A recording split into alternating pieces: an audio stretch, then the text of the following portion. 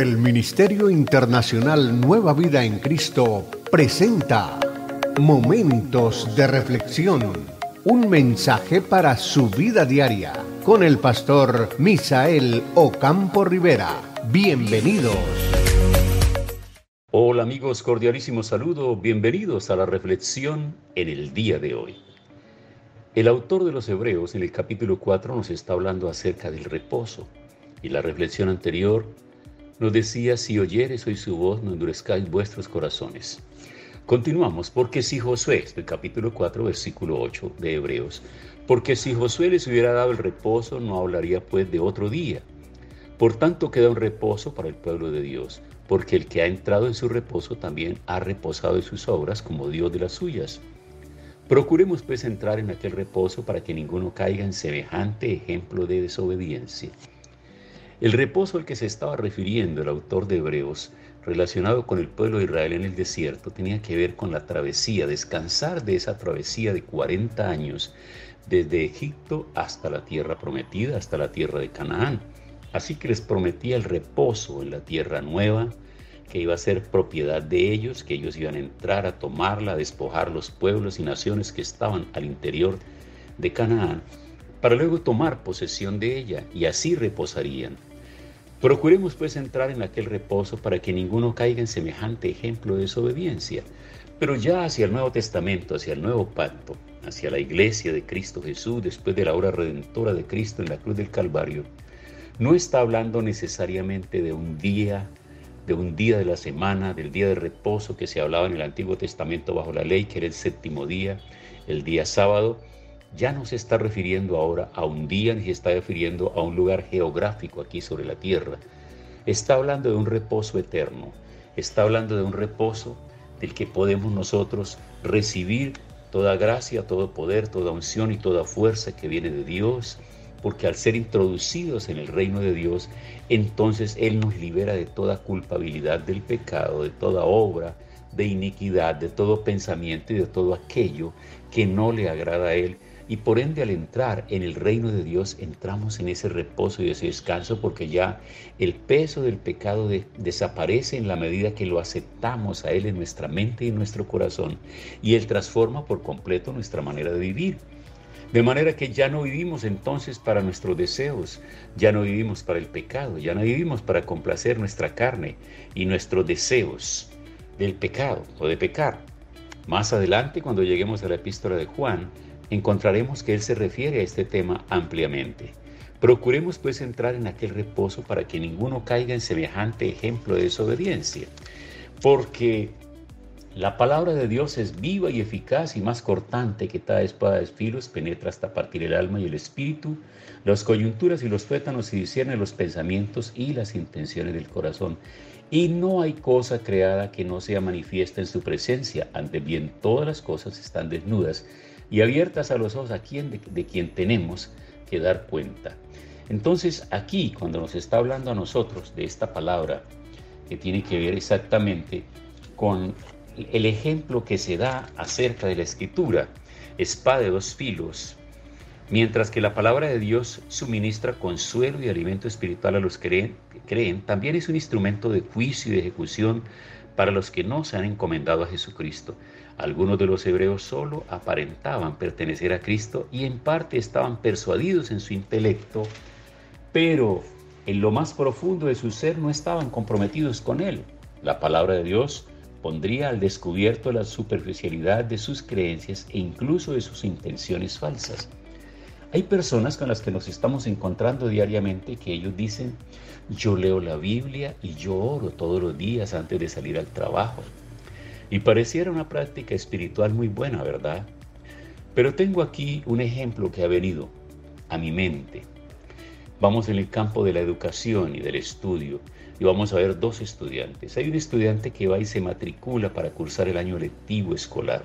Y hay otro estudiante que asiste a clase todos los días, pero es considerado como asistente porque nunca legaliza su matrícula. Entonces veamos los resultados al finalizar el periodo escolar. El que se matriculó y cumplió con todo el reglamento del plantel tiene derecho a obtener sus notas y a ser promovido al grado siguiente. Pero el que estuvo durante todo el año yendo, saliendo, entrando, pero no definió su situación, no se matriculó, no cumplió con el reglamento, no cumplió con todas las tareas, ¿cómo podrá ser promovido? ¿Cómo podrá ser aprobado? ¿Cómo podrá ser reconocido como estudiante de ese plantel? ¿Y cómo podrá darse una certificación de su aprendizaje durante ese año? Eso será imposible, ¿verdad? Pues ahora quiero que lo traslademos como una especie de analogía a la vida espiritual. Amigo, tú puedes tomar tiempo para leer la Biblia, puedes tomar tiempo para orar diariamente, pero si no tomas tiempo para reflexionar sobre tu conducta y sigues practicando vicios, sigues con palabrerías sucias, sigues en el placer del pecado, tu vida, aunque todos los días acudas a leer la Biblia y a orar, tu vida no ha sido cambiada ni transformada y no has tenido un compromiso con el reino de Dios, no te has comprometido con Cristo, Cristo no ha entrado en tu mente y en tu corazón. Tú simpatizas con el mensaje de Él y esperas la bendición de Él, pero no recibirás esa bendición porque estás en desobediencia.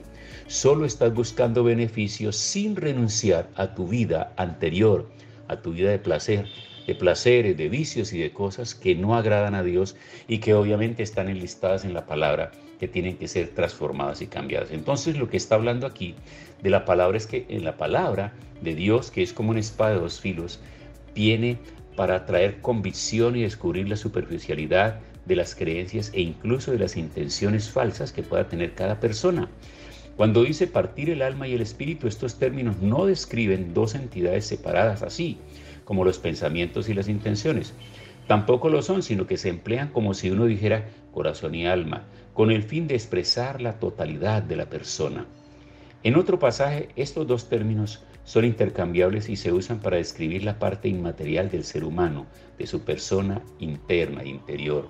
El apóstol Pablo dice, y todo vuestro espíritu, alma y ser. Hablando entonces de los tres componentes del individuo, el alma, el espíritu y el cuerpo. La integralidad de esos tres elementos forman el ser, forman la persona, forman al individuo. Por ende es importante tener en cuenta entonces que la palabra del Señor viene para transformar esos tres componentes del ser humano, el espíritu, el alma y el cuerpo, que están perfectamente coordinados. El alma y el cuerpo son buenos amigos, porque el alma, que es el asiento de las emociones, el deseo de practicar cosas, el deseo de practicar, de tener experiencias, eso solo se puede realizar a través de la ejecución del cuerpo.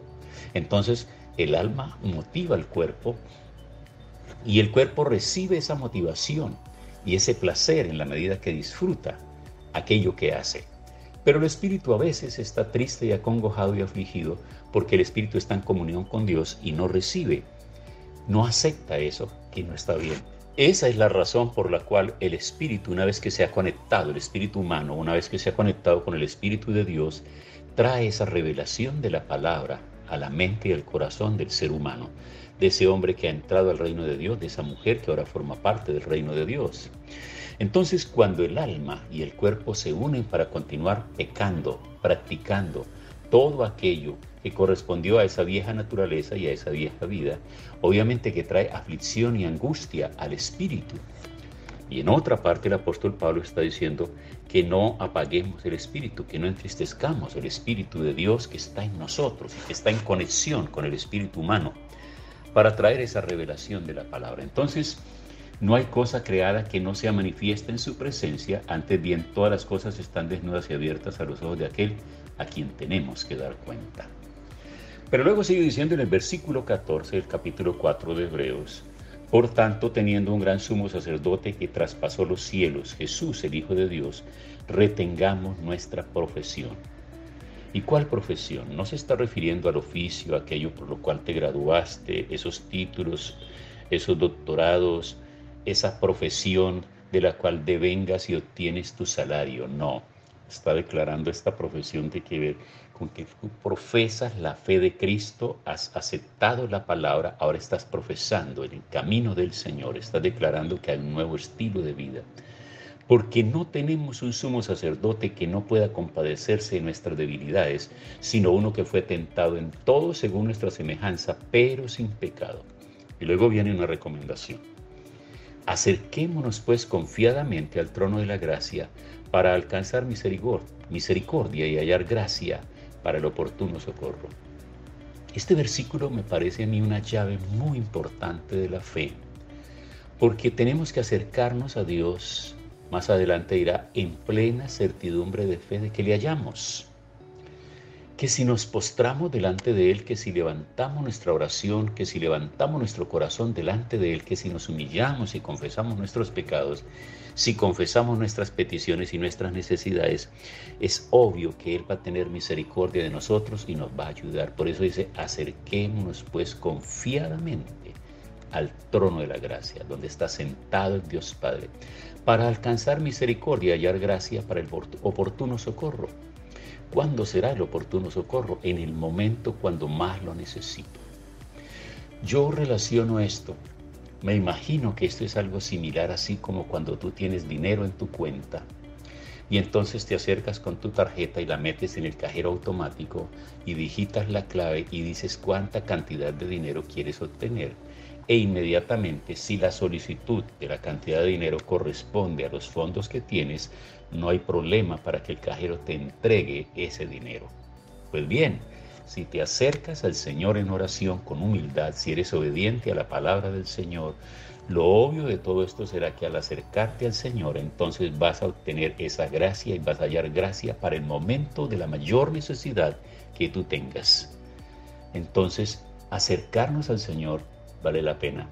Jesús enseñó a sus discípulos que debemos entrar en el aposento y cerrar la puerta y orar al Padre que está en los cielos, derramar nuestro corazón delante de Él contándole nuestra necesidad, aunque Él la conoce perfectamente, pero Él espera que nosotros manifestemos cuál es la necesidad, qué es lo que queremos expresarle.